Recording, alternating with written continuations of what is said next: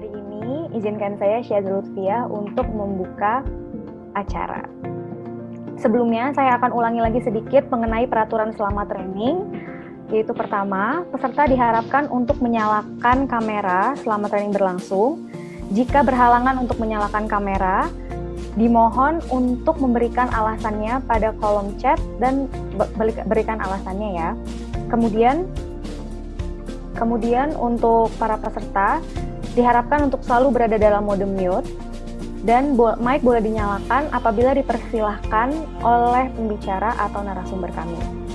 Kemudian bagi para peserta yang memiliki pertanyaan, silakan tinggalkan dan tulis di kolom chat. Kemudian pertanyaan tersebut akan dipilih oleh moderator dan akan dijawab langsung oleh narasumber. Sebelum memasuki pembelajaran nih, sebelumnya ada nggak materi dari minggu lalu yang ingin ditanyakan terlebih dahulu? Biar lebih nyambung ya Bu, untuk belajar hari ini. Iya betul, ada pertanyaan nggak nih? Ada pertanyaan dulu, mungkin sebelumnya. Ada yang tahu GFSI nggak kemarin? Ada yang bisa jawab nggak? Apa sih GFSI? Pak Aditya, mungkin bisa jawab. Iya Bu, Global Food Safety Initiative. Oke, keren. Mungkin di sini ada Mbak Rili. Kenapa sih harus direcognize atau diakui oleh GFSI? Mbak Rili Hanun Dienasari. Halo Mbak Rili. Oke, mungkin dari di sini saya lihat ada Pak Muhammad Firdaus. Nah, kenapa harus diakui JFSI? Siapa sih JFSI? Bagaimana Bu? Kenapa harus diakui oleh GFSI? Karena yang dari GFSI ini yang mengakui untuk standar BRC Bu. Dari GFSI ini yang telah mengakui standar BRC. Kenapa harus diakui Pak?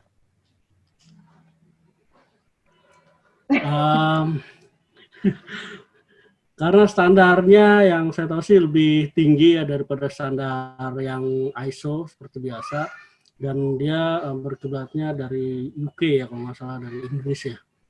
Terus Iya betul. Kemudian ya diterima di ya seluruh dunia lah istilahnya. Seperti itu Bu. Okay. Jadi kalau GFSI itu dulu waktu training saya tanya ya langsung ke orang GFSI-nya, kenapa sih, siapa sih GFSI gitu kan? Di situ ada kumpulan buyer besar internasional itu bergabung dalam GFSI. Juga ada beberapa negara yang juga gabung di dalam GFSI dan mereka memang punya power besar untuk membuat sebuah produk. Contohnya misalnya kalian mungkin pernah lihat film Joy misalnya, atau ada beberapa film yang diluncurkan di Amerika, itu yang tadinya nggak sukses produknya bisa jadi sukses hanya dengan diakui oleh suatu lembaga misalnya, dan inilah lembaga yang secara resmi memang bisa membuat sebuah produk menjadi sukses salah satunya. Karena mereka punya cabangnya di seluruh dunia. Gitu. Jadi kalau udah bisa diakui oleh mereka, jangan tanya suksesnya apakah akan sukses? Ya hampir 100% sukses. Kecuali terus kemudian ada kasus ya. Makanya kalau udah BRC nggak boleh ada kasus. Oke, sampai di situ. Ini saya sebelumnya share dulu sedikit. Kalau kita,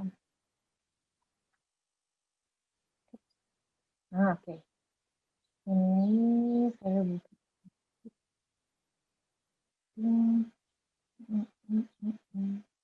Oh, bentar. salah. Saya share sedikit. Jadi ini karena free training, ini obrolan santai aja sih Bapak Ibu.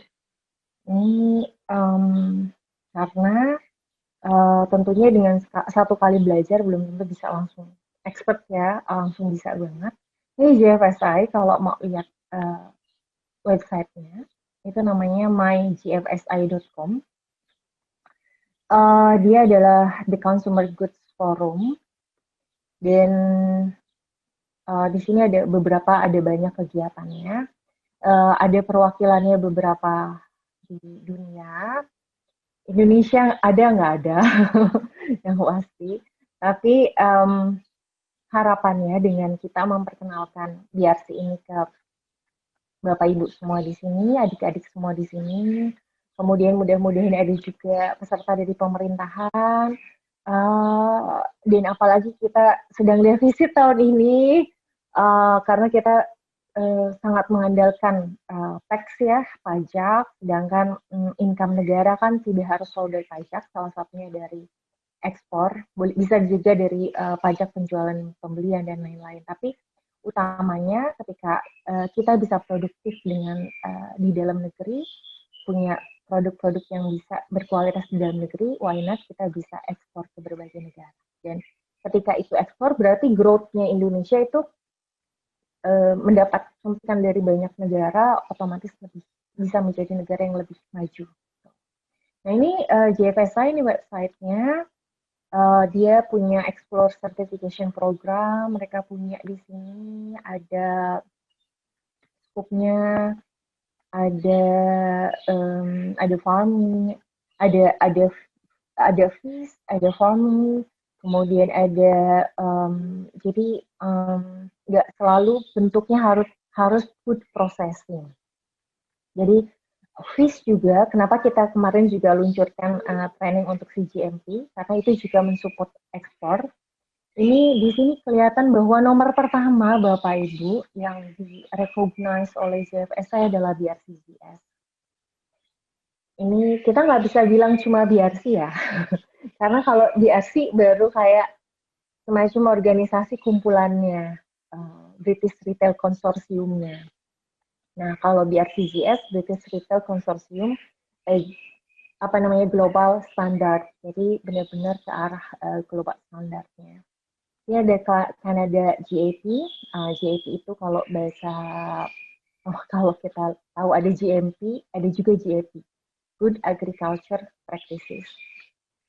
Fresh Care, ada FSSC 22.000, mungkin ada yang pernah belajar FSSC, ada yang pernah ikut training. Dan kemarin saya juga jelaskan, apa sih bedanya bayarnya BRC dengan FSSC? Bedanya apa nih? Kira ada yang bisa jawab yang tadi, siapa nih namanya? Oke, kita lihat di partisipan. Rado Eli. Nah, bayarnya BRCGS sama FSSC apa sih bedanya, Rado? Ini Mas Rado. Oke. Atau Pak Ahmad nih? Pak Ahmad Darmansyah. Ini saya lihat aktif juga. Menghilang. Jadi kalau bayarnya itu kalau BRC lebih banyak ke pasar modern. Kalau BRC, kalau FSSC lebih banyak ke pasar tradisional. Kalau pasar tradisional kalau di Indonesia kayak di mana ya, Bapak Ibu? Kayak ya memang kalau kita kan pasarnya pasti becek ya. Bukan pasti sih, pasar tradisionalnya nggak harus selalu becek. Cuman itu bukan berarti artinya sistemnya masih manual semua. Tapi kalau pasar modern, itu artinya proses sudah otomatis semua. Itu BRC itu masuknya ke dalam pasar modern, FSSC pasar tradisional. Di sini ada Global Aquaculture Alliance, ada GRMS, Global Red Meat Standard. Nah ini ada di additional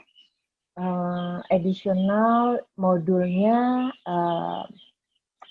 BRCGS. Jadi BRCGS berkolaborasi. Nah, ketika kita udah punya sudah sertifikasi BRC, kita bisa nambah additional modul, Bapak Ibu. Dan hebatnya kalau kita sertifikasi di BRC, itu additional modul itu bukan berarti nambahnya sampai kalau FSSC kan kalau di audit nih based on kalkulasinya itu based on jumlah karyawan, based on jumlah karyawan. Nah, kalau BRC itu perhitungannya berdasarkan jumlah karyawan sama luasan pabrik, gitu. Kenapa mereka ada dua hal? Karena seperti kita tahu, ada perusahaan yang menerapkan Industrial 4.0. Jadi jumlah karyawannya tuh sedikit. Otomatis dia kalkulasinya kan jadi nggak fair. Nah, kalau di BRCGS fair, jumlah karyawan plus jumlah luasan pabrik. Nah, di FSSC biasanya kalau audit bisa sampai 5 hari, 10 hari gitu kan. Kalau di BRC mungkin auditnya sekitar paling minim itu 2 hari, paling maksimal yang saya tangani itu paling maksimalnya 3 hari atau 3 hari setengah pernah ada. Jadi auditornya rata-rata kalau BRC itu yang berangkat 1. Kalau FSS-nya mungkin bisa jadi 2, kalau bisa dapat 2 ya. Kalau cuman di lembaga sertifikasi cuma ada 1, biasanya dikirim 1. Cuman kalau 1 biasanya kalau Mendesnya 9 hari, mungkin Pak Aditya tahu panjang banget ya 9 hari di site klien. Udah kayak rumah sendiri. Saya pernah audit selama 2 minggu cuman sekali doang, itu rasanya tuh udah kayak rumah sendiri ya. Luar biasa gitu. Nah, kalau BRC biasanya cuman maksimal 3,5, mungkin 4 ya paling maksimal. Jadi rata-rata 2, 2,5, 3. Biasanya nambah Mendes itu karena apa? Karena misalnya BRC GS plus Global GAP. Global GAP ini adalah sama kayak tadi Canadian GAP. Jadi Good Agriculture Practices. Okay? Global GAP ini kayak organik. Tapi di BRC nggak ada organik ya. Nggak, mereka tidak beralliance dengan organik. Oke, di sini ada IFS, International Features Standard, dan biasanya ini keluarannya Eropa. Jadi kalau BRC kan British, kalau IFS benar-benar keluaran EU. Dan Bu, bedanya apa? BRC sama IFS ya pesaing kalau kita bilang. Kayak antara SGS dan Turenland, nah itu pesaing. Itu IFS sama ini sama-sama. Kemudian di sini ada luar biasa, di sini ada Japan Food Safety Management. Nah, Jepang ini menterinya negaranya aktif banget berusaha untuk membuat standarnya diakui GFSI. Kita dari Marco berusaha juga nih masuk ke pemerintahan supaya standar BRC bisa masuk ke pemerintahan ataupun standar-standarnya bisa diadopsi. Nanti kita juga bisa masuk ke sini.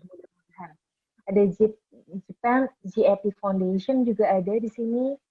Ada Primus GFS Standard dan ada SQF. Tapi yang sudah banyak auditornya, nggak banyak sih, masih di bawah 10, sekitar 5-6 auditor di Indonesia untuk BRCGS. FSS-nya mungkin agak lebih banyak karena kualifikasinya agak lebih mudah FSS-nya dibandingin BRC. Oke, kita stop dulu yang ini, kita balik ke materi ya. Saya masuk dulu ke materi.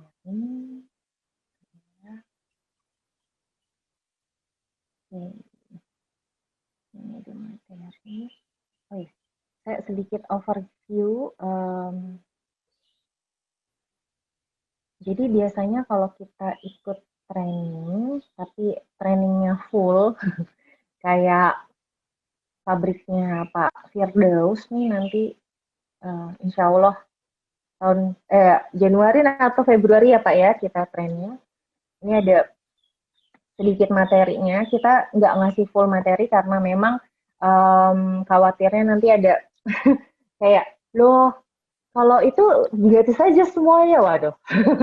Jadi ini kemarin ada yang nanya kalau kita hasapnya apa sama atau beda antara BRC sama kita nerapin 22.000. Nah, hasapnya di sini yang disebut dengan bahaya itu tidak hanya 3. Kalau di BRC yang namanya bahaya itu ada mikrobiologi, ada kontaminasi fisik, ada kimia. Tapi kimianya ada kata-kata dan radiologi. Jadi spesifik banget kalau ada radiologinya itu ada ketentuannya. Karena pangan iradiasi itu diatur dalam ketentuan EU, USA maupun UK. Jadi mereka sangat berhati-hati apakah produk ini ada kontaminasi kimia, tapi tidak hanya kimia, radiologinya juga ada apa enggak. Kemudian kalau di bahasa Indonesia kan adalah penipuan atau food fraud, penipuan pangan. Terus ada kontaminasi sengaja dan food defense product atau ketahanan pangan. Pertahanan pangan. Jadi salah. Pertahanan pangan. Jadi ada ketahanan pangan, ada pertahanan pangan. Beda nggak Bapak Ibu, adik-adik di sini? Ketahanan sama pertahanan. Bahasa Indonesia soalnya ini sih ya. Kalau di bahasa Inggris namanya beda ya Pak Aditya. Iya nggak? Kalau ketahanan pangan bahasa Inggris apa ya Pak Aditya? Apa ya? Kira-kira? Sovereignty. Food sovereignty. Sovereignty bukan. Food security. Oh, food security ya. Ya, food security. Jadi kayak ketahanan pangan, security. Nah ini udah sering kita dengar nih. Food security, kalau di Indonesia ketahanan pangan, kalau food defense, pertahanan pangan. Bedanya dikit, kalau bahasa Inggrisnya bedanya jauh ya. Jadi bahasa Indonesianya aja yang kurang, mungkin perlu ditambah ada kosakata tambahan biar nggak samaan ya. Ini ada food fraud, ada food defense, ada alergen. Walaupun Bapak Ibu, kita punya peraturan Badan POM yang terbaru di tahun 2019, nomor 22, tentang nutritional fact. Jadi ada tentang angka nilai gizi di sana.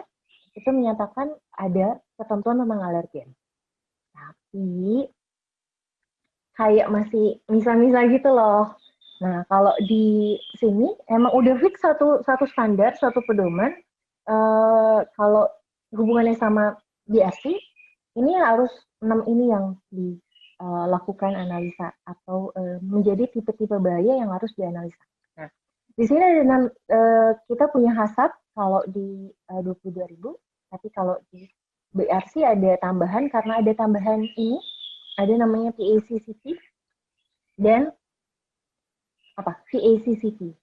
VACCP apa? Vulnerability atau kerentanan, sama TACCP dari threat.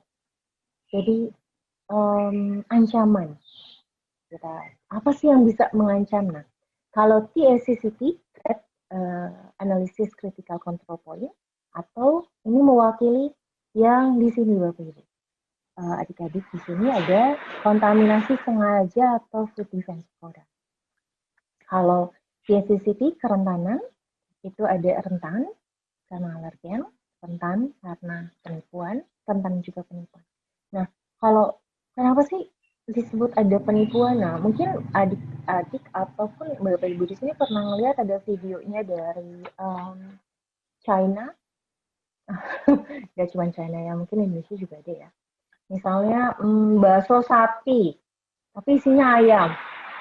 Ada nggak? Lu Pak Firdaus senyum sih, kayak tahu banget nih. Bakso sapi tapi isinya ayam. Bener nggak? Biasa Bu kalau dari sana. Kan udah biasa ya Pak ya. Nah, kalau di Indonesia, kalau yang kayak gitu tuh biasa. Nah, kalau di luar, itu masuk kategori penipuan. Kalau Bapak Ibu bilang produknya adalah produk bakso sapi, otomatis harus ada sapinya di situ, harus ada daging sapinya. Plus ada ketentuan minimum maksimum dia ada di dalam produk. Oke, ini sedikit kalau kita ikutan training lengkap ya. Ini dulu. Stop yang ini karena materi kita bukan di sini. Materi kita ke satunya lagi. Oke. Ini kalau ada yang bertanya, silakan masukkan ke kolom chat ya. Bapak Ibu, kemarin kita sudah belajar terkait BRC Start-nya, apa itu BRC Start, terus kemudian ada CPTOB, kita nggak sampai ke sana, tapi hari ini kita mau jelaskan sedikit di sini. Terus di sini ada review kita tentang BRC Global Standard, standar keamanan pangan internasional yang dibutuhkan untuk ekspor ke Eropa. Nggak cuma Eropa, UK dan USA juga masuk kategorinya di sana. Kemudian kenapa kita bilangnya BRC Start? Kok Bu Leli, saya dengarnya itu BRC namanya BRC ISU 8. Ya, yang memang BRC melahirkannya namanya BRC Global Standard ISU 8. Itu yang dikeluarkan dan itu yang strict banget. Tapi BRC punya program Bapak Ibu bahwa kami juga tidak hanya mensupport perusahaan-perusahaan besar, kami juga mensupport perusahaan-perusahaan kecil dan menengah. Dan seperti Bapak Ibu tahu, ketika sebuah negara mengalami krisis biasanya yang menyelamatkan proses, yang menyelamatkan ekonomi negara salah satunya adalah UMKM, usaha mikro kecil menengah. Kenapa? Karena biasanya hutangnya UMKM itu cash flow-nya itu lancar dan mereka biasanya sangat hati-hati, jadi pengeluarannya kecil, jadi nggak investasi besar-besar gitu, enggak. Jadi kalau UMKM itu juga biasanya banyak.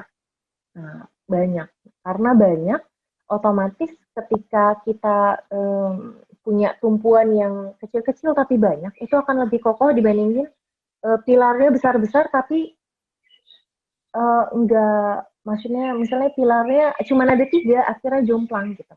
Maksudnya kayak gitu. Jadi tetap bahwa UKM itu harus disupport dan UKM harus bisa difasilitasi dan BRC memfasilitasi programnya berupa namanya BRC Start.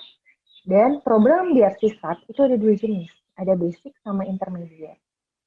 Dan yang advance program, advance-nya itu adalah BRC full standard yang saya bilang tidak ada maaf ya. Jadi kalau salah udah salah gitu. Kalau nggak sesuai ya udah nggak sesuai. Nah, saya coba masuk dulu ke sini lagi. Sebentar, saya share sedikit. Ini ada Pak Arista juga ya. Halo Pak Arista. Ini ada, kalau kita masuk ke sini, saya coba masuk ke, kok ini belum diklik. Oke, ini ada diklik. Kalau masuk ke BRCGS-nya, oke, dia di sini ada BRCGS. Biasanya saya bisa klik namanya. Ini ada BRC Start. Nah, BRC Start inilah yang kita bicarakan di sini. Jadi ada namanya di Inggris dan di negara EU UK itu SALSA. SALSA itu Safe and Local Supplier Approval. Dan mereka ini untuk UKM kecil, UMKM itu disupport melalui SALSA. Nah, tadinya mereka cuma mensupport local supplier, Dan mereka ingin agar UKM-nya, juga UKM seluruh dunia itu disupport, makanya dilahirkan namanya Basic BRC Start untuk Basic and Intermediate. Scheduling balik ke sini. Oke, scheduling ya, oke, di sini dari sini ada jadi sistem keamanan pangan, BRC standar untuk global standard untuk start, dan BRC start ini untuk UKM ada basic, ada intermediate, dan ini standarnya. Jadi kalau bagaimana cara menggunakan standarnya? Nah, kalau di BRC full standard itu namanya ada yang warna hijau, ada yang warna oranye. Kalau di BRC ini bentuknya seperti ini, berbeda karena dia ada yang mandatory di BRC yang apa yang dimandatori di full start itu dikurangi sedikit-sedikit sama BRC start ini. Jadi di full standard mungkin semuanya harus, tapi kalau di BRC start ini ada beberapa yang masih dimaafkan, masih di-okekan, masih nggak apa-apa, tidak ada. Misalnya ini, klausul 1. Klausul 1 itu menyatakan bahwa site harus mempunyai documented policy. Jadi harus mempunyai kebijakan yang terdokumentasi, yang menyatakan bahwa mereka memproduksi produknya itu secara aman, legal, dan autentik, serta menjamin kualitas dan juga bertanggung jawab terhadap customer-nya. Dan harus ditandatangani oleh orang yang bertanggung jawab, dikomunikasikan kepada seluruh karyawan. Dan di sini, di 117-nya, itu di BRC Start tuh nggak ada. Padahal 117 itu adalah salah satu komponen yang kalau di BRC Full Standard, sesuatu yang sangat penting. Kenapa? Karena di BRC Full Standard, misalnya gini, ketika kita ada temuan, yang misalnya, temuannya adalah harus ganti mesin. Misalnya ya, mesinnya ada mengandung, dia tidak menggunakan stainless steel yang food grade. Maka perusahaan diwajibkan untuk beli mesin, misalnya. Dan belinya itu nggak boleh lebih dari 2 minggu. Bapak Ibu bisa bayangkan, jadi kalau misalnya kita mau BRC full standard, oke, kita harus benar-benar siap. Kenapa? Terus kata kita alasannya gini, perusahaannya alasannya, saya nggak bisa beli 2 minggu, 2 minggu untuk beli mesin. Gitu. Jadi karena menurut ada masalah finansial di perusahaan saya, yang menyebabkan saya nggak bisa beli mesin itu 2 minggu. Terus kalau di BRC full standard dan di BRC intermediate, itu tidak termaafkan. Tidak termaafkan. Karena awalnya ada klausul 117 di mana company senior manager shall provide the human and financial resources required to produce food safely and in compliance with the requirement of the START program. Kalau yang di full standard, yang pasti full standard program. Nah, artinya ketika ada sesuatu yang hubungan sama finansial atau human, saya tidak bisa menyediakan orangnya. Saya tidak bisa menyediakan finansialnya, maka kena klausul 117. Jadi nggak ada alasan perusahaan bahwa saya nggak ada duitnya. Ya udah nggak usah ikutan Pak. Saya nggak ada uang buat beli mesinnya. Ketika Anda siap untuk bertransaksi dengan kami, maka Anda bersedia untuk siap dengan finansial. Jadi, tapi kalau untuk yang basic, nah untuk yang basic ini masih dimaafkan, masih bisa pakai model manual, nanti ini diginiin, nah, masih finansial masih boleh menjadi alasan. Okay. Jadi kolom untuk basic dan ini kolom untuk intermediate. Di BRC Start ini ada benefitnya karena standarnya lebih mild, lebih lebih ringan. Jadi, oh iya, satu lagi nih, saya belum cerita. Biasanya kalau untuk perusahaan yang sudah menerapkan BRC, karena BRC ini kan programnya sangat intens ya. Sertifikatnya hanya berlaku 1 tahun, tidak tidak berlaku 3 tahun. Jadi kalau 1 tahun harus perpanjangan lagi, perpanjangan lagi, perpanjangan lagi. Nah, biasanya kalau standar lain kayak FSSC itu berlaku 3 tahun. Nah, untuk BRC berlaku 1 tahun. Karena hanya berlaku 1 tahun, otomatis kan perusahaan akan gegap gempita untuk melaksanakan sepenuh hati ya.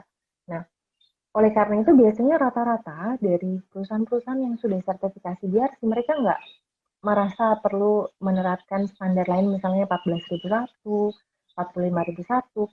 Kalau yang ISO 9001 masih ada yang mau dikombin dengan ISO 9001. Bahkan misalnya perlu nggak sih untuk yang perusahaan yang sudah BRC, perlu nggak sertifikasi ISO 22.000? Saya jawab nggak perlu Bapak Ibu. Kalau ditanya, perlu nggak sertifikasi FSSC? Walaupun sebetulnya bayarnya beda. Tapi kalau memang mau menerapkan BRC plus FSSC, boleh. Artinya saya mau dapat pasar yang tradisional dan saya mau dapat pasar yang modern. Dua-duanya saya mau dapat. Oke, bisa. Jadi tetap bisa kompatibel. Terus yang kedua ini menampilkan audit yang jelas dan proses sertifikasi yang sesuai dengan standar akreditasi. Kemudian menggunakan prasyarat yang sesuai dengan standar keamanan pangan. Dan melakukan koreksi terhadap ketidaksesuaian sebelum dilakukan sertifikasi. Oke. Jadi karena udah selaras sama JFSI, untuk bisa masuk pasar-pasar internasional itu lebih mudah karena dia udah udah diakui oleh JFSI. Bahkan Japan punya Japan Standard, ada Canadian Standard, otomatis dua-duanya bisa tercakup. Ini memberikan kesempatan kepada UMKM untuk mengembangkan sistem keamanan pangan dengan lebih mudah, dikasih beberapa kemudahan yang tadinya klausulnya semuanya wajib. Nah, di BRC Start ini dikasih kemudahan. Supaya apa? Supaya perusahaan bisa step by step naik dari basic ke intermediate, terus ke advance, ke full standard. Kemudian yang kedua, membantu UMKM agar dapat bersaing secara global. Yang kemarin saya bilang, kalau kita bersaing, problemnya Indonesia banyak ketemu bayar penipu. Nah, kalau di BRC nggak mungkin ada bayar penipu. Kenapa? Karena ngapain bayarnya nipu, orang dia produknya udah worldwide, dan mereka juga menjaga nama buyer mereka juga. Ketiga, meningkatkan kepercayaan konsumen akan keamanan produk pangan. Kemudian di sini ada hubungan BRC Start dan full standard yang saya tadi jelaskan. Basicnya diturunkan, klausul BRC dari klausul full standard, jadi tetap klausulnya sama. 1.1.1, 1.1.1.7, 1.1.1.8. Jadi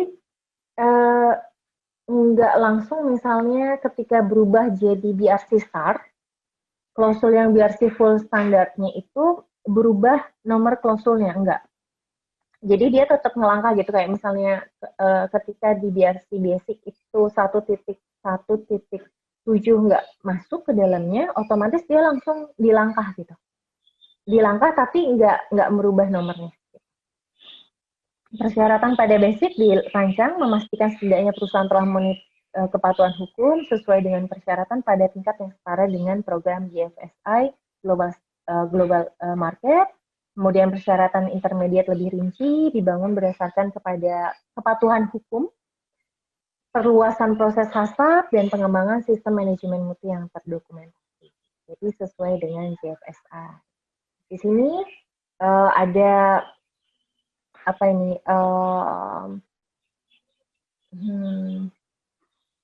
misalnya apa yang beda di salah satu yang kalau kita lihat sama atau beda dari BRC Start dan BRC Standard Basic sama BRC Start Intermediate. Misalnya di BRC Basic di sini pengujian sistem traceability. Di Basic itu nggak ada klausulnya. Jadi nggak perlu khawatir untuk UKM yang ngerasa kayak, aduh saya harus melakukan traceability test. Nggak usah khawatir. Kalau masih basic, ini nggak diwajibkan. Nggak ada klausulnya.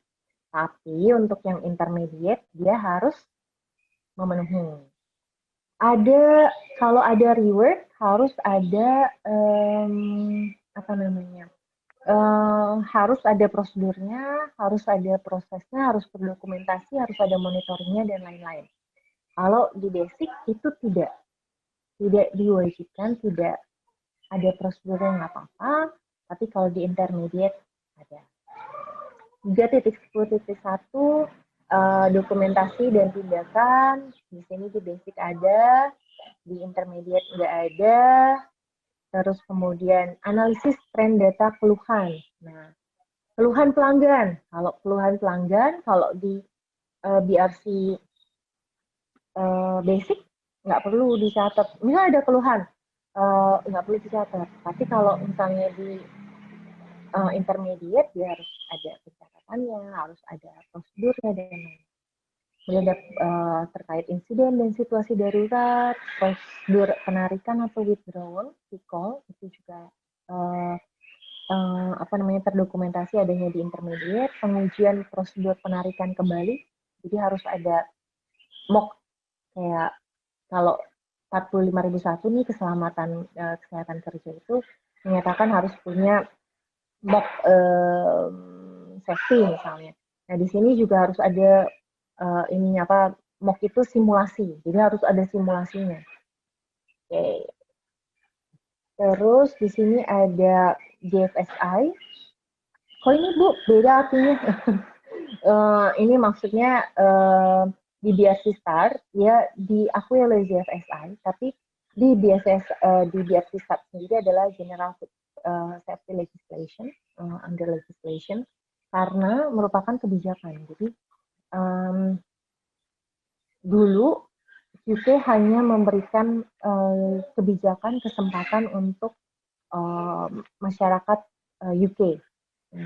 Jadi UMKM UK di bawah SALSA tapi sekarang mereka memberikan standar yang BRC Start. Dan standar ini diakui oleh government-nya UK. Gitu. Government UK. Dan seperti kita tahu, masa pandemik ini, UK termasuk negara yang bisa pulih dengan cepat ekonominya, pertumbuhannya di kuartal ketiga itu mencapai 19,9%. Dan Indonesia masih minus 2%. Gitu. Oke, di sini ada persyaratan umum untuk menjaga keamanan pangan.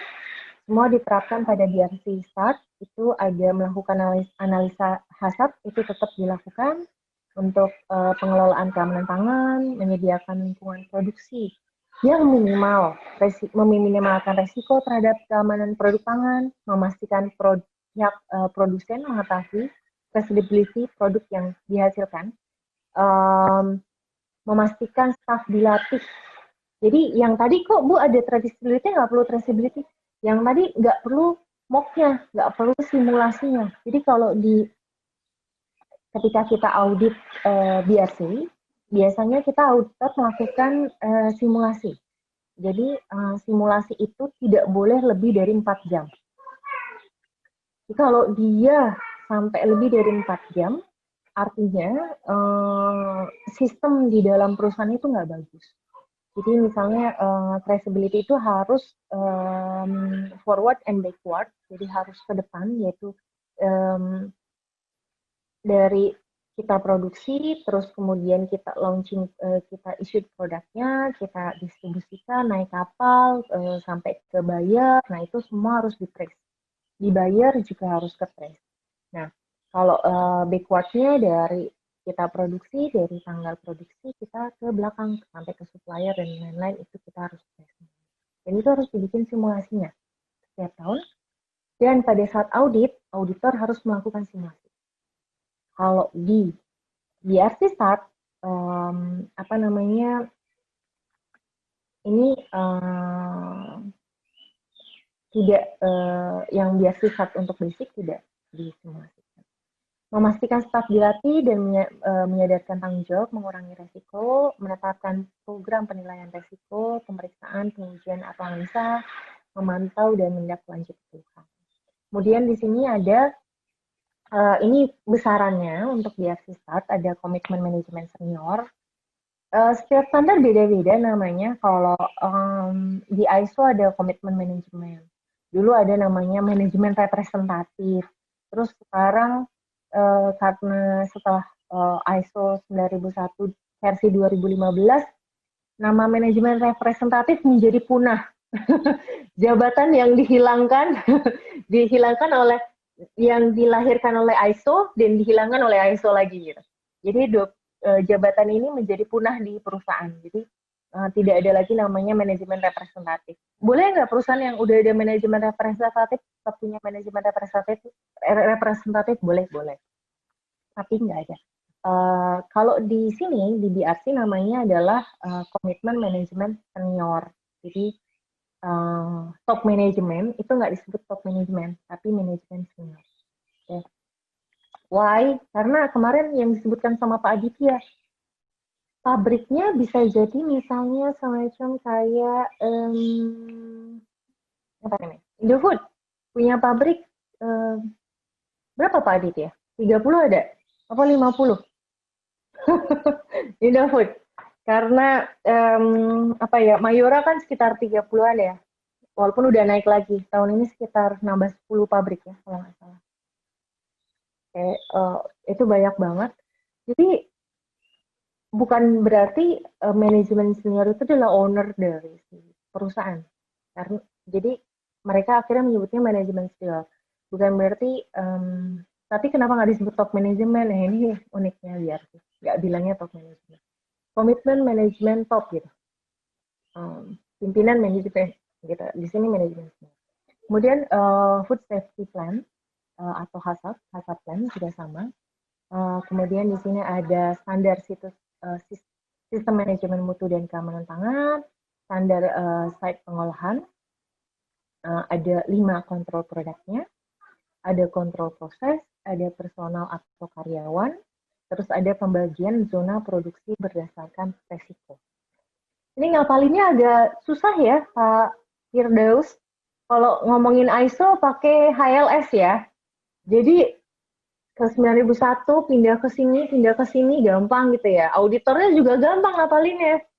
Nah, kalau di BRC ini nggak gampang karena kata-katanya beda semua nih. Kalau di 9001 itu personal atau karyawan itu nggak dibilang dalam satu klausul biasanya. Itu kayak a part of, biasanya cuma bagian dari. Kalau di BRC ini adalah sesuatu yang apa ya namanya? Sesuatu yang besar, menjadi besaran di mana dia harus diperhatikan. Kemudian pembagian zona produksi dan berdasarkan resiko. Dan ini untuk BRC Start cuma 8 klausul. Biasanya di BRC, bukan biasanya, kalau BRC full standard itu klausulnya sampai 9. Jadi kalau klausul 9 apa sih Bu? Hubungannya dengan traded product. Jadi produk yang diperdagangkan. Jadi misalnya kita Pak Firdaus, misalnya pabriknya menghasilkan gula merah. Nah, dan jualan juga kopi sama kakao misalnya. Nah, tapi kopi kakao itu yang memproduksi pihak lain. Itu ada trade produknya. Nah, itu boleh masuk ke dalam scope. Tapi kalau di BRC Start itu nggak masuk. Karena apa? Kalau udah punya traded product, berarti udah lumayan gede dong perusahaan. Poin 3 sampai 7 disebut juga sebagai CPTOB atau cara produksi pangan olahan yang baik, atau kalau di bahasa Inggrisnya GMP, Good Manufacturing Practices, atau kalau di bahasa standar lainnya namanya PRP, Prerequisite Program. Oke, masuk ke sini. Jadi kalau dilihat dari sini kelihatan standar manajemen mutu, keamanan pangan, standar situs pengolahan, kontrol produk, kontrol proses, personal atau karyawan. Dan kelihatannya kan kayak nggak lengkap ya dibandingin kalau kita ngomongin CPPOB Indonesia berdasarkan Peraturan Kepala BPOM Nomor 11 Tahun 2014 tentang tata cara sertifikasi cara produksi pangan olahan yang baik, di mana cara produksi pangan olahan yang baik ini disebut CPPOB. Jadi kalau yang obat kemarin CGMP, CPOB. Kalau pangan, CPPOB. Pedoman yang menjelaskan bagaimana memproduksi pangan olahan agar aman, bermutu, dan layak untuk dikonsumsi. Ini Indonesia udah punya, tapi kenapa masih belum setara misalnya? Nah itu pembahasannya sama BPOM. Poin CPPOB menurut Perka BPOM nomor HK 0 bla bla bla tahun 2014 ini ada lokasi dan lingkungan produksi, bangunan dan fasilitas, peralatan produksi, suplai air dan sarana penyediaan air, ada fasilitas dan kegiatan hygiene dan sanitasi, kesehatan dan hygiene karyawan, pemeliharaan dan program hygiene sanitasi karyawan, penyimpanan, pengendalian proses, pelabelan pangan, pengawasan oleh penanggung jawab, penarikan produk, pencatatan dan dokumentasi, kemudian ada pelatihan karyawan. Banyak ya klausulnya. Ada berapa ini? Berapa ini? 7 tambah 7. Ada 14 klausul. Jadi BRC lebih gampang ya ngapalinnya. Cuma 8 klausul dibandingin CPPOB. Nah, tapi ya, ada bedanya. Kalau BRC diakui oleh BPSA. Di sini komitmen manajemen senior, di mana manajemen senior harus menunjukkan bahwa mereka berkomitmen penuh terhadap penerapan persyaratan start program dan proses yang memfasilitasi peningkatan berkelanjutan dari keamanan pangan dan quality management. Jadi 1.1 dan 1.2 untuk yang basic ya. Yang basic 1.1, 1.2, tapi nanti yang basic cuma ada di 1.1.1. Kalau yang intermediate beda lagi, dua-duanya di titik 1.2 itu berlaku baik untuk basic maupun untuk intermediate. Ini ada komitmen manajemen dan peningkatan continuous, continual, berkesinambungan, berkelanjutan. Ada juga 1.2 struktur organisasi, tanggung jawab, dan wewenang manajemen. Ini di mana bahwa site berkomitmen untuk memproduksi pangan yang aman, legal, otentik, dan bermutu. Ini bedanya. Kemarin Pak, siapa ya, ada yang nanya. Dari depan ini udah beda nggak Pak Aditya? Dari komitmen manajemen senior. Beda nggak? Ada yang beda, Bu. Apa itu, Pak? Kalau saya lihat, jadi kalau misal di ISO maupun di 22.000 ataupun 9.001 kan di sana komitmen pimpinan senior ini salah satunya harus diwujudkan dengan memahami konteks organisasi ya. Tapi kalau dalam standar BRCGS yang klausul 1 ini sepertinya poin tersebut tidak muncul, tapi lebih pada bagaimana implementasi food safety ini terhadap organisasi. Menurut saya seperti itu. Oke. Konteks organisasi ya. Iya, konteks organisasi kalau di BRC nanti di 1.2, Pak. Oh, ada ya. Iya. Nah, kalau ini di sini kita membicarakan mengenai komitmen. Nah, komitmen biasanya dibuat dalam bentuk apa, Kak, namanya? Quality policy. Oh, ya. Kebijakannya. Ya, oke. Kebijakan. Nah, kebijakannya kalau di standar lain itu tidak seperti BRC. Di BRC ada kata-kata nggak cukup dengan aman, tidak cukup dengan berkualitas, tapi harus legal dan otentik. Itu yang beda. Jadi ada kata-kata legal dan otentik. Jadi kalau ada barang yang ilegal masuknya, nih, dia ngambil ikannya ilegal, bisa BRC nggak? Jadi Nggak bisa. saking nggak bisa ya Pak ya, gitu. Jadi ada ketelusurannya luar biasa. Jadi kata-katanya itu kalau ada ketahuan perusahaan ikan, pengalengan ikan, dia ngambil ikannya dari supplier yang tidak, misalnya dia mengambil lokasi ikannya ternyata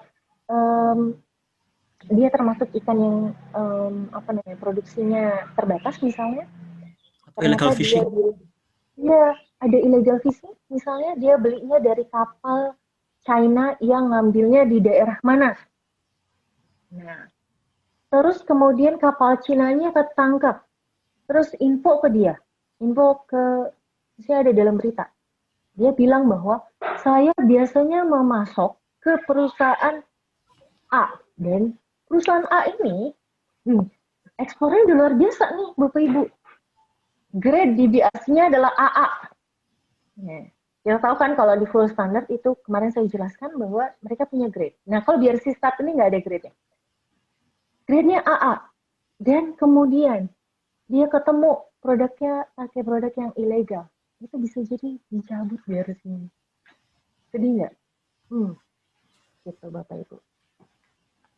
Terus misalnya, dia harus otentik. Jadi misalnya, produksinya kita bilang produksinya di pabrik A. Yang terdaftar adalah lokasi pabrik A.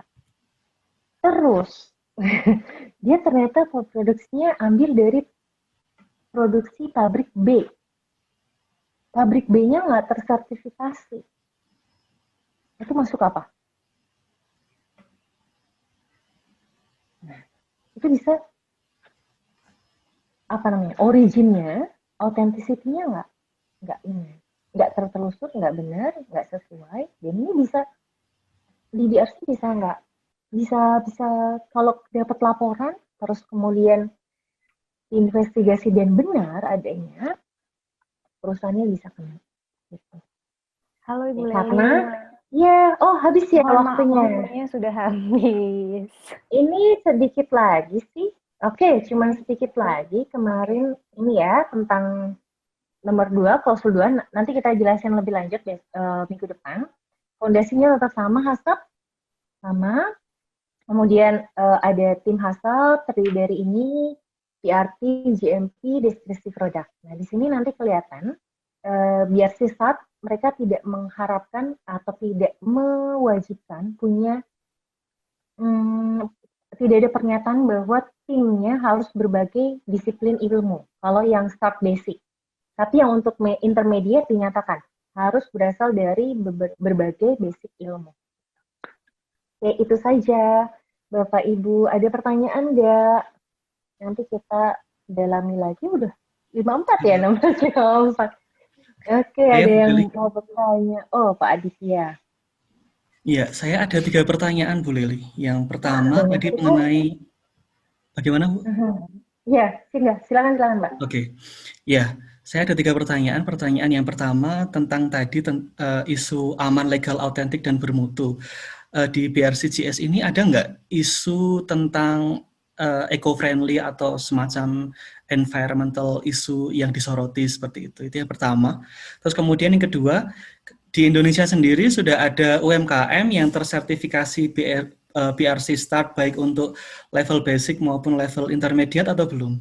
Terus kemudian yang terakhir, bagaimana sih caranya mendapatkan informasi BRC buyer list atau sekaligus juga mendapatkan informasi tentang purchase order mereka dan spesifikasi permintaan barang dari mereka, itu mengaksesnya di mana? Terima kasih Bu. Oke, sama-sama Pak. Nah, ini ada pertanyaan di sini lain. Yang tadi sebentar kita kasih lihat nomor 3. Nomor 2. Nomor 2, apakah ada UMKM yang sudah dapat BRC Start? Ya, di Indonesia. Pak Firdaus, ini lagi menunggu juga jawabannya. Jadi, walaupun saya mulai promosikan BRC Start, sebetulnya saya ingin menarik pemerintah Indonesia untuk komitmen untuk ini. Karena beberapa sebelumnya tahun lalu kita menjadi lembaga sertifikasi BRC tahun lalu. Dan itu susahnya luar biasa, prosesnya susah dan pokoknya luar biasa deh sampai kita harus menyerah waktu itu. Saya coba mengkontak beberapa lembaga sertifikasi di Indonesia dan mereka masih angkat tangan. Dan saya sudah coba kontak BRC langsung, BRC GS-nya langsung untuk menanyakan, siapa yang bisa provide BRC start nih di Indonesia gitu. Nah, kebetulan ditanya juga belum ada. Mudah-mudahan sih tahun ini kami juga mau melakukan kerjasama dengan London untuk mengembangkan mulai dari BRC start dulu di Indonesia. Jadi kita berharap nanti mudah-mudahan tahun depan proyeknya sukses, di mana kita bisa memulai untuk BRC start di Indonesia. Harapannya bisa. Karena tentunya UMKM kita butuh mulai dari BRC start. Karena kalau udah langsung full standar, shock. Karena apa? Karena kita ke mayor aja mereka nggak sanggup. Takut mereka. Jadi ada berkali-kali diskusi beberapa perusahaan mereka maju mundur. Jadi ya memang standar ini adalah standar terbaik, tapi tentu dengan komitmen yang luar biasa. Untuk yang pertanyaan nomor 2, kita bisa akses kemana? Ini kita masuk ke sini. Oke. Saya pertanyaan nomor 1 tadi agak lupa. Pertanyaan apa? Iya. Tadi terkait apa ya nomor 1? Ya nomor 1 tentang isu environment.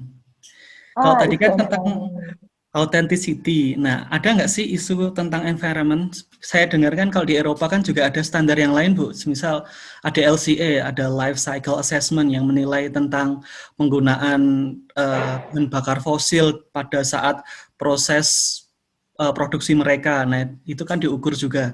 Nah, untuk BRCGS itu juga ada semacam isu-isu semacam itu nggak ya? Oh, oke.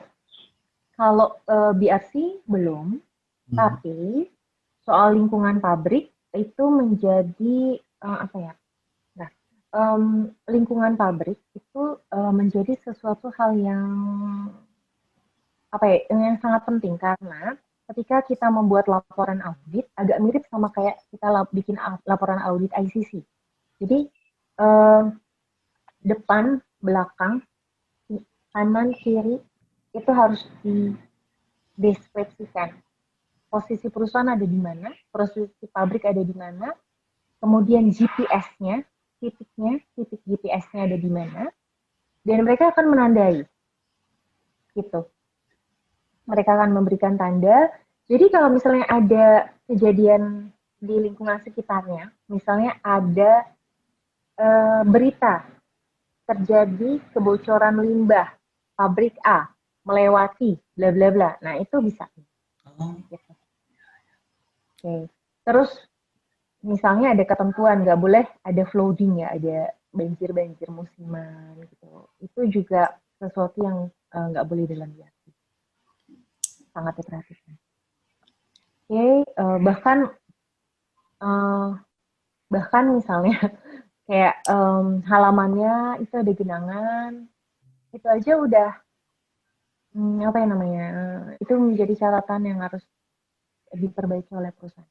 Ada rumput tinggi, sekitarnya ada rumput yang tinggi bisa jadi sumber hama juga, itu juga menjadi sesuatu yang nggak boleh, harus sangat perhatikan oleh perusahaan. Ini kita balik ke nomor 3 nih. Tadi walaupun ada pertanyaan satu lagi. Ini sebentar. Jadi kita bisa klik di brc.com di sini, brcgs.com, ada directory. Nah, di sini kita bisa lihat. Kalau ditanya nih Pak, kebutuhan produknya apa saja? Sebetulnya sampai ke packaging, sampai ke di sini ada tuh bisa dilihat nih consumer products itu termasuk shampoo, sabun dan lain-lain itu masuk kategori, sikat apa gitu itu masuk kategori Pak. Bisa disertifikasi. Kemudian di sini ada lagi juga ada food, ada packaging material, ada storage and distribution, semuanya ada. Terus bagaimana kita bisa melihat contohnya Indonesia. Indonesia. Oke, ini produknya rata-rata adalah ikan lagi. Ini ada sih this most liquid and primary process of mixing and filling. Ada consumer good. Ini Indonesia mulai ada consumer product. Sebelumnya nggak ada. Deheading, processing coconut sugar, ini yang Permata Satria. Nah itu juga ada CV nih. Oke, itu Pak. Jadi bisa dilihat di situ di direktornya. Okay. Terima kasih Bu. Ada pertanyaan? Sama-sama. Sasha, ada pertanyaan ya? Ada pertanyaan lagi Bu. Dari Ibu Risma Rosiana Elizabeth LPPOM MUI. Ibu Irma. Terima kasih dari LPPOM MUI. Kayaknya nih ada yang join. Oke. Hadir Bu Irma? Hadir Bu. Oke, dari sini ada pertanyaannya Bu.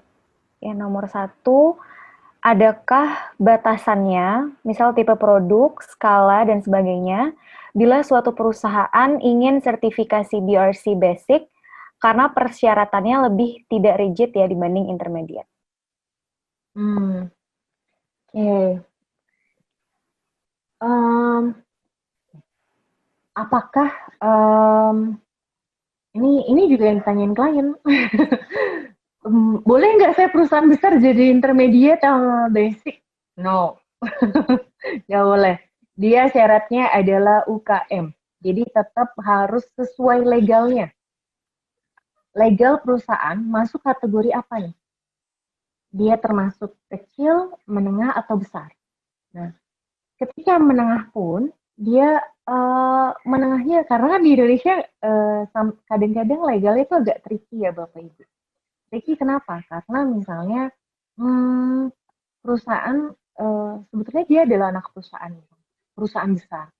Terus karena biar terkait legal, pajak dan lain-lain, akhirnya dibentuk PT lagi. Jadinya kelihatannya masuk kategori kecil atau menengah. Gitu. Terus supaya dia bisa masuk kategori menengah, jadinya bikin perusahaan lagi, PT lagi gitu. Jadi supaya masuk kategori menengah. Yang pasti dia harus sesuai dengan legal. Jadi kalau legalnya menyatakan bahwa perusahaan itu adalah perusahaan menengah, oke. Tapi nanti dipertimbangkan lagi menengahnya itu a part of group atau enggak a part of group. Gitu.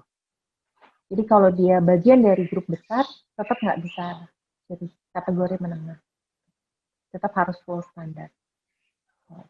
Kalau misalnya ada perusahaan yang menurut saya bisa BRC bisa pakai BRC start, misalnya, sebetulnya bisa lolos untuk BRC start, tapi karena belum ada BRC startnya, jadi nggak bisa. Itu jadi akhirnya masuk kategorinya ke BRC full standard. Terus tetap di BRC juga ada batas waktu. Kalau memang misalnya dia dari basic, itu cuma berapa kali bisa dari basic ke intermediate, kemudian ke full standard. Jadi nggak bisa selamanya ada di basic atau selamanya ada di intermediate. Kenapa selamanya nggak bisa kayak gitu? Artinya perusahaan tetap harus berusaha untuk mengembangkan diri. Karena dari misalnya ada beberapa perusahaan yang sebetulnya permintaan udah banyak, tapi dia nggak mau Ada beberapa klien itu yang Bu, kita udah udah BEP dan udah ngerasa cukup, nggak perlu nambah pabrik Bu, gitu. Nah, itu juga ada beberapa yang seperti itu, nggak apa-apa, tapi maksudnya karena dia kenapa nggak mau nambah pabrik supaya grade-nya tetap AA misalnya. Itu boleh-boleh. Tapi biasanya tetap akan masuk kategori full standar. Jadi nggak bisa yang intermediate lagi. Kalau yang udah lama menerapkan. Gitu.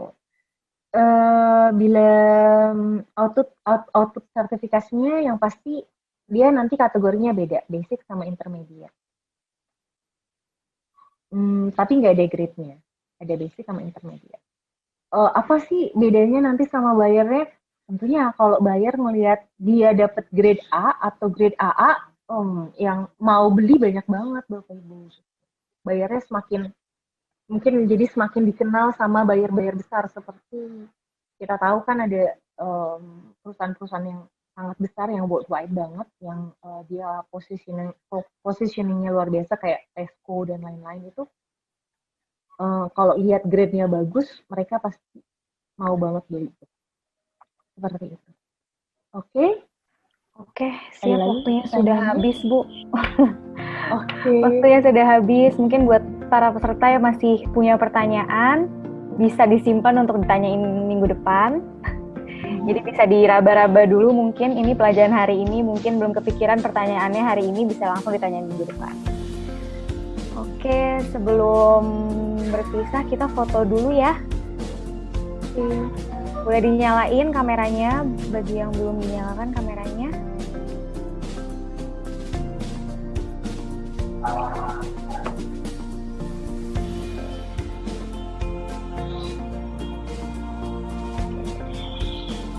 Satu, dua, tiga.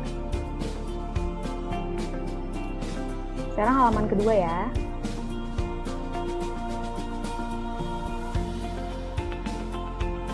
Oke, 1, 2, 3. Oke, terima kasih Bapak Ibu semua, teman-teman yang udah ikut training hari ini. Terima kasih juga Ibu Leli, bermanfaat sekali. Terima kasih, sampai ketemu minggu depan semuanya. Sampai ketemu minggu depan.